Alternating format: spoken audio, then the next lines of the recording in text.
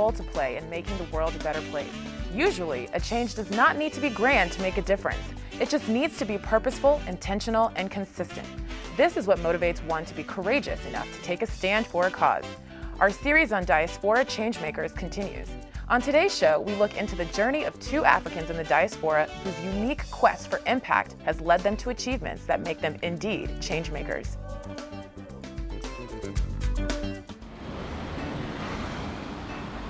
Hey, let's check out this park.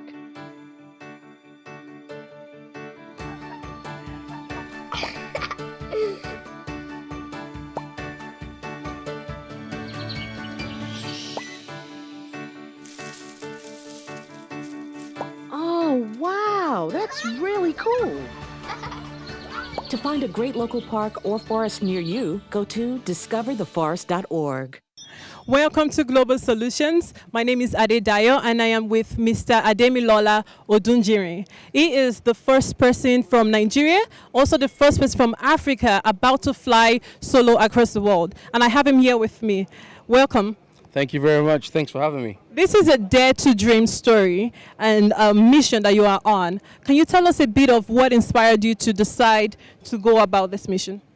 I think in terms of inspiration, it's a funny one because like I grew up most of my life trying or wanting to be a pilot, which I did eventually, some 17 years ago, and then I've been thinking about flying around the world as well, which I just couldn't let go of. So it started off like a dream, and over time it just became something I had to do. Wow! So I don't know where the inspiration came from, to be honest with you. So you've always been thinking about this? Absolutely, yeah. What support have you gotten so far from the Nigerian community, from the African community as a whole, and also from the Oni of Ife, which we are here with right now? How does it feel? What support can you tell us? Now that is, okay, I don't know if you noticed earlier, it took me some time to actually, if you like, come around. So it's like you start up your PC and it says booting and stuff. I mean, I was stunned. I mean, the reception was overwhelming. You mean the reception from the Oni of Ife? His Imperial Majesty is, I think, to have him not only set out time to come here, invest so much time, which is precious to him, obviously, and to go through all this just for me, I feel highly honored. So that's the first thing. I mean, what else can I say? I'm lost for words right now. I feel honored. Everyone is here to support me. I feel a little bit, like the whole weight is on my shoulder now because once I set out, that's it. I'm on my own. Tell us a bit about when you set out, where are the places you're going to reach in? Today is going to be an easy flight, pretty much about 1.5 hours. So this is Dulles, Washington. I'm going to take off now and head out to JFK, New York. Pass the night there, chill out, and that's when I get my thing going. And then tomorrow I'll set out to Portsmouth. From Portsmouth, set out to Canada, Goose. And then from Goose, I carrying across over the Atlantic Ocean. Where is your final destination going to be at? And what day? It's going to be here hopefully in about 5 weeks or 6 weeks. 5 weeks or 6 weeks? Yes. Over here in Washington, D.C.? Absolutely, right here. Okay. Finally, you are changing the global view of Africa, and the way Africa is, the perception people have of Africa around the world. So what does that mean to you, and what is your message to young people out there? Again, I feel honored. I mean, this is, I'm getting credit for something I'm doing which I love. So, hey, I'm grateful. The message is very simple. Yes. Kids out there, just literally, if you have a dream, if you have a focus, it's going to be extremely tough, but don't let go. Just keep going on, keep going on, keep going on. Because everywhere you go, it's going to be challenges. And I've faced my fair share, and I'm about to face even greater challenges on my way around, all by myself around the globe. So, you will get there. Just keep working at it. And, stay away from trouble. I tried. Well, thank you so much. I wish you good luck, and I am honored to have this interview with you. Likewise. So I hope to see you again. Thank you. Africans are everywhere and are making waves. Time to end the negative narrative and tell our own story. Africans are not made up of the single story negative narrative and image the media has portrayed for decades. There are over 200 million people of African descent throughout throughout the world living outside of Africa, known as the African diaspora. The diaspora has a role to play because rebranding Africa is going to require a collective effort. This is Africa's Triumph series, where we tell the trial to triumph story of people of African descent. We profile the trailblazers, movers and shakers, business personalities, and change makers of the diaspora. An interview series to inspire the African and cosmopolitan millennial to keep pushing for that next level. Hello, and welcome back to another inspirational episode of Africa's Triumph, a show where we uncover some of the continent's best at the top of their fields. I'm your host, Paula Ilonze, and today on our show, we will be having a fun conversation with two inspiring goal-getters who dare to show their talents for greater good. Michael Ihenkanwa is from Nigeria. He works as an IT specialist and serves as the founder of 1Nigeria Festival. Irene Dele Adejumo is a beauty entrepreneur, the founder of Omolewa Cosmetics, and who also wears many other creative hats. Hi, Irene and Michael. Welcome to the show. Hi. So I'm going to start with you first, Michael. Tell me about 1Nigeria Festival. I know that there was just a One Africa Fest this past weekend. So Right. how similar is it to that, or how different? Like, where was your inspiration with it? So 1Nigeria Festival is a cultural festival, right? To pretty much expose everyone, whether you're Nigerian or wherever you're from, to some of the offerings that the Nigerian cultures can give you. Okay. So it's like would you say it's more for people who are American who want to learn more about Nigerians, or is it like Nigerians who want to learn more about maybe other cultures, or just more about their own tribe, perhaps? It's for everyone. So personally, I was born and I grew up in Nigeria up until about 9. So I lived in the village for some of those years. The idea is just to bring a taste of Nigeria, the true Nigeria, the village life here in the States, for everyone to see the true Nigeria, the raw, unedited, unfiltered, cultural offerings that we have. Okay. And so you came around 9 years old, but have you been going back frequently since? Yes, so that you have the true Nigeria? Yes, of course. Okay, of course. All right. And so what are some things, if someone's interested in going, what can they look forward to experiencing while there? So we have a lot of performances, culturally based performances. We have masquerades, not the kind of masquerades that you see in New Orleans or anything like that, but true masquerades where you have kind of like costumes, right? They come in and it's a representation of different kinds of gods. Mawun is what we call it in the Igbo culture, that is. So pretty much you'll have some of that, some of up and coming artists for the music kind of entertainment aspect of it.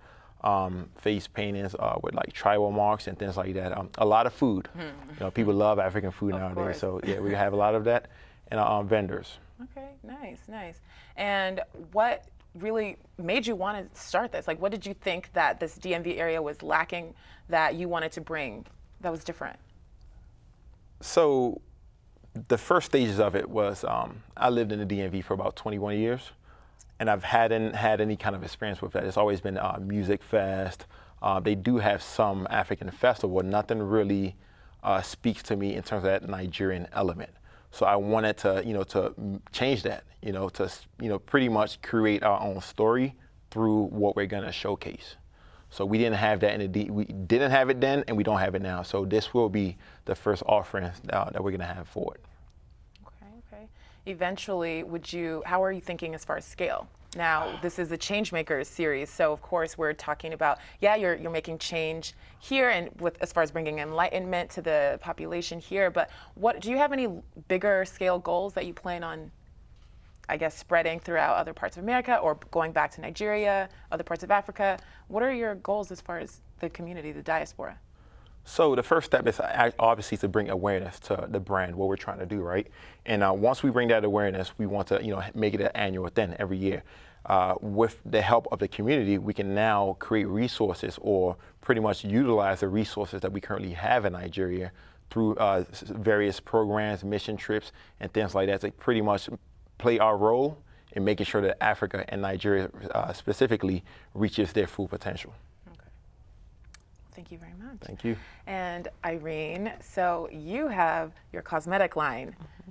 Take it to the beginning for me with that. We talked a little bit about it behind the scenes, and I was very excited. You were telling me about the lipsticks and the names. What made you want to start a makeup line? I started as a makeup artist. You know, I've always been that kind of kid that I always enjoyed doing makeup for other people for fun, and I honestly didn't know that I was gonna actually start a business out of that. But as a makeup artist, I also back then faced the challenges of, you know, matching women of color deeper than my tone, even lighter, different undertones, like matching their perfect shade. I had to do a couple of, you know, mix and match to at least find something of what is in the industry for them. So one of my goals was one day I would love to create a makeup line that is great for all women, especially women of color, dark-skinned women, that would still blend really well.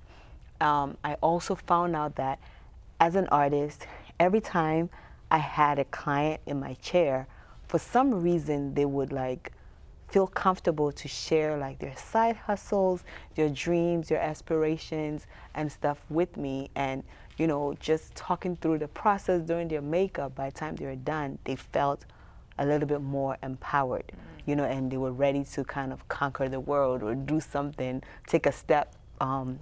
They can't wait to go home and take one step today and the other. So I figured, why not start a makeup line that, you know, would empower women and make them be a go-getter throughout the day. So like I was saying, I mean, when I first started, you know, my packaging and everything was different, but, you know, right now most of my products, like I was telling you about the lip colors, you know, you want a product that will speak to women when they wear it. So I was like, you know, one of the lip colors, we have a whole collection called the Lady Boss Gloss, and one of the shades, you know, we have like Worthy, we have Quinin, we have Smart Hustle, just different things that when you wear it, you do feel empowered. So those are some of that's how I started, and that's kind of where I am today with the line. Okay, okay. So I see one of those other creative hats is motivational speaker, I guess.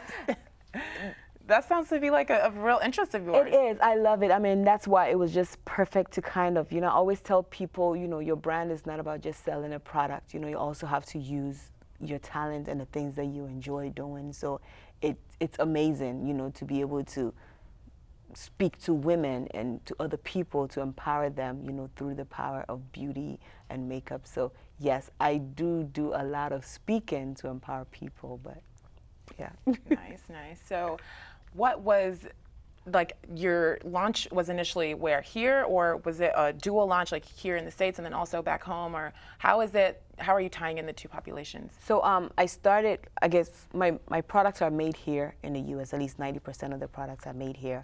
When I first started, you know, as an artist, I was just selling to my client, but my main goal was to go back to Africa, to Ghana and Nigeria and launch there. So I've launched in Ghana, Nigeria. I've worked with a couple of celebrities as my brand ambassador, and, you know, just empowering women while I was there. And, you know, in a way too, like, my kids are here, my husband, so I'm not ready to move back permanently while my products are there. So I also started focusing on the US market. So Omolewa is kind of like, you know, that makeup line based here in the US with an African twist. You know, so still educating people about, you know, things about Africa through makeup and empowerment. Okay. And so where do you see the future of Oluwa Cosmetics? Oluwema Cosmetics. Omolewa. Oh, sorry, yes. Where do you see the future of the brand in the United States as far as extending the knowledge of the culture to Americans, and like, where do you see, you want to work on like an American artist and kind of put your brand to the forefront that way? Make it equal to Fenty, maybe? I mean, I definitely see us, you know, growing and getting bigger. I mean, so far, just about 1.5 years ago, focusing in the U.S. market, we've actually been featured in Allure magazine, Elle. Recently got featured on Birdie as one of the 9 best cruelty-free, vegan-friendly foundation for women of color, and that was amongst Fenty and Minted Cosmetics and all these other lines. So that was really exciting. So I see us going further, you know, partnering with, you know, celebrities over here, and not just selling or promoting the product, but pushing the empowerment aspect, and letting people know that they have to be bold. Whatever you want to do, you can achieve. Like pushing that as well, and taking it back home, starting like beauty schools, training people. Because I feel like growing up, most of our parents as Nigerians, and they want us to become doctors, and stuff, and that's where I was, but eventually my parents kind of understood my purpose, and my husband being so supportive, I'm here today. So I want to be able to support people like that, letting them know that if you like beauty, if you like makeup, if you don't want to be a doctor, you can still be successful, by just, you can still be successful. Amazing, so inspirational. We have much more to talk about, but we have to take a short break. Don't go anywhere because we will be right back.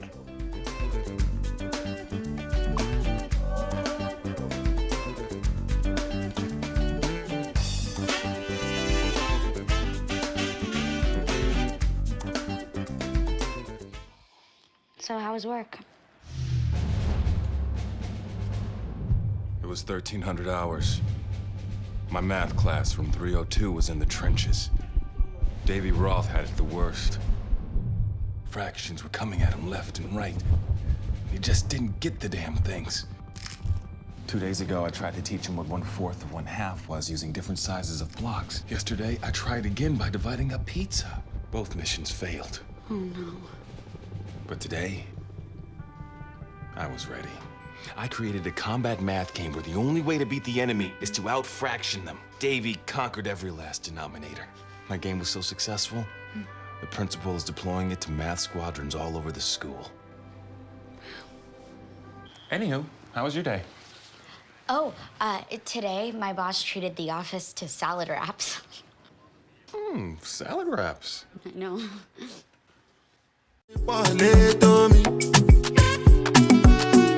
Nothing with person never see. I'm on nothing with person never see. Forget it, I say fashi.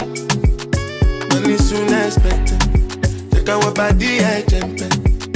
I take her to the person. Je. I'm in the answer, then yes sir. Then I'm in the answer, yes sir. Respect is reciprocal, even though una know say I special. Anybody, when no one throws surgery. Anybody, when no the carry body. Nah, can't something, nah, can't something. To bata fele, nah, can't something. Welcome back to Africa's Triumph. Before we continue, let's watch a brief highlight of Irene sharing some insight behind her brand.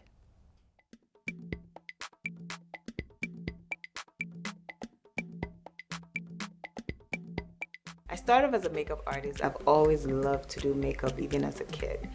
And I knew that someday I would do something with makeup, but I wasn't really sure exactly what I'll be doing. Every time I was doing people's makeup, my clients, somehow they would comfortably share like their dreams and their side hustle, their aspirations with me. By the time we're done, I could tell that, with our words and encouragement, they felt really empowered. I felt like if this one session of makeup could empower somebody, why not create a makeup line? Omolewa is actually my middle name. It means beautiful child in Yoruba and Nigerian language. Today, I want to share this name with you, the powerful woman you see in front of the mirror that is beautiful inside and out. You are enough and everything you need to take the leap of faith and achieve your dreams. I felt like, women of color were sometimes neglected with some other brands. It was just a little bit sad, going to the counter and you cannot find your perfect shade. So that's how the journey started. And today we have 31 shades of foundation. We have launched several highly pigmented eyeshadow palettes, and Omolewa Cosmetics is now a full line. Starting out any product is always, a challenge. Like, I have to think about what is gonna work for a deep dark skinned person like me, somebody who has a yellow undertone.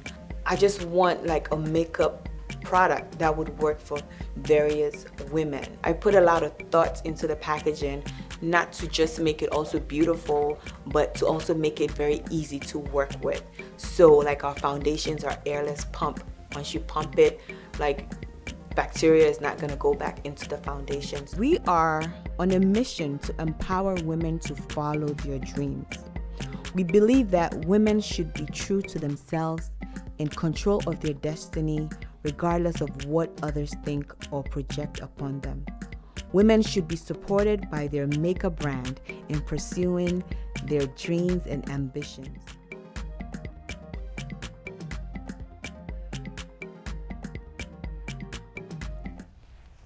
That was such a great video. I loved seeing like more about what you do and seeing you in action. That was interesting.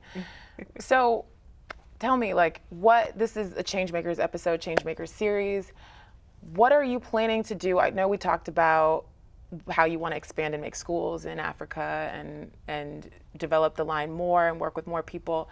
But what exactly, like with the success of your business, what is an issue specifically that you want to see change?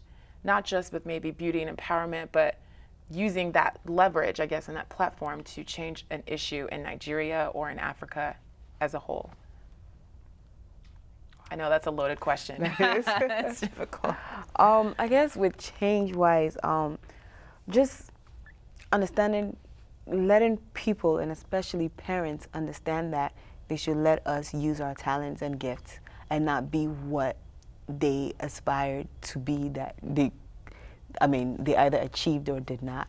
So the change is to let, kids as early as a young age know that, as a parent, once you see that talent, you have to work with the kid along that way. Not everybody has to be a doctor, not everyone has to be a lawyer. That's great, but if you see that your kid is a great runner or, a great makeup artist or something, support them. So that's the kind of voice and the change that I want to do, with my brand, use my resources, my, finances and stuff to just let people use their God-given talent as their career. Because if you work for yourself and if you really love what you do, there's that saying that you don't feel like you're working, but you're actually making a lot of change. So those are some of, my goals. So aside from building a school, and not building a school, but, educating people. Okay. And so as far as paying, it sounds like you're paying it forward to the next generation and also to your peers that are coming into parenthood. What about you and your own kids? Like, how are you? It's so funny because I'm always watching them. I guess I'm into that phase where I just want to see like their talents, what they're into. My oldest, he loved math. He would just stand there and start. He's only 5, but he just start, multiplying stuff. So wow, I'm trying to see, yes. And he loves it, like they're talking to each other and it's about math. So I'm like, okay, but if you come to me eventually and you're like, Mommy, I want to do business, I'm all supportive. I'm not gonna push you to take over my line or whatever. If you want to, whatever you want, and then also to pray. I'm praying for them and praying for God to show me their gifts and talents. Yeah, thank you. And Michael, change. What is your plan? What is an issue that you want to tackle back home? To begin with that, we need to understand that it's been a false narrative around the African continent as a whole. Nigeria specifically. The thing with Africans is we're hard workers, right? The resources are there. Most, if not all, just want an opportunity to utilize whatever skill set that they have, right? And that's where we come in play. The 3 main initiatives that we want to start is addressing nutrition, education, and career development.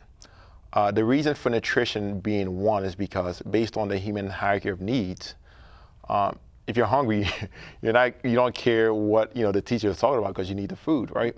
So we want to make sure that people back home have access to food. Here in the States, they have several food pantries around different cities, different communities. We don't have that back home.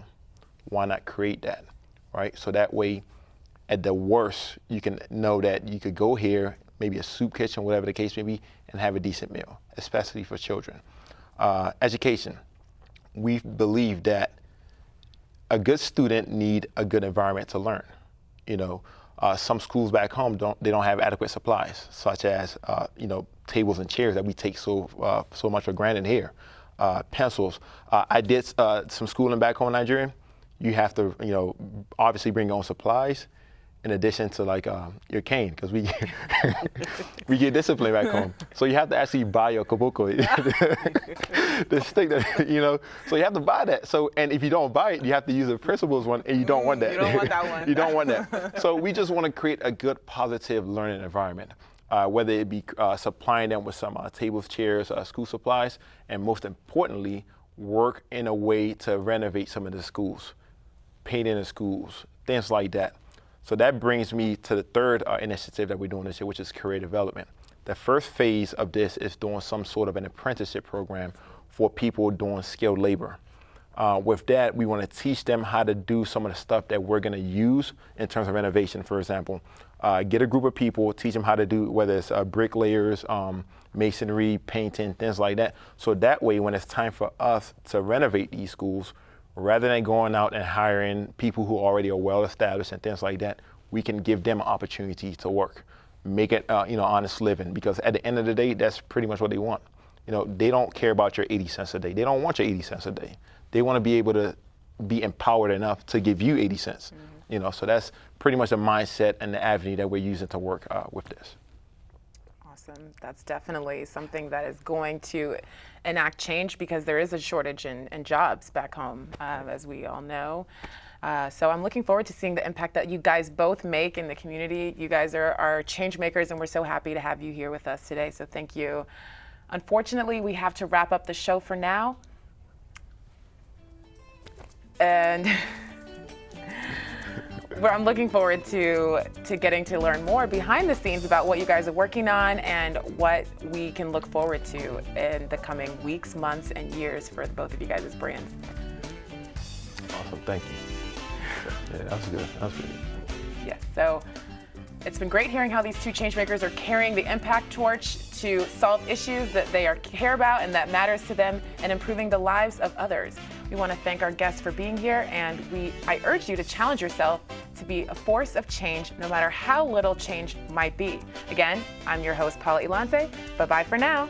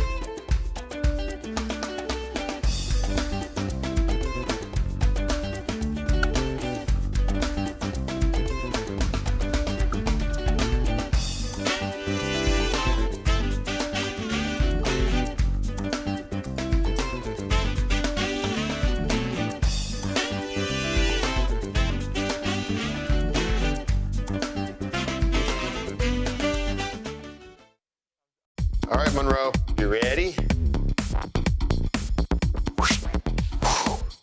Monroe!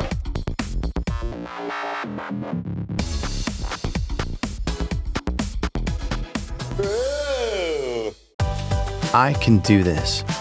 We believe in you. Every day, millions of people celebrate recovery from addiction and mental illness while others begin their journey. Be a part of it. Join the Voices for Recovery. Together, we are stronger. For confidential information and treatment referral for mental and substance use disorders, call 1-800-662-HELP.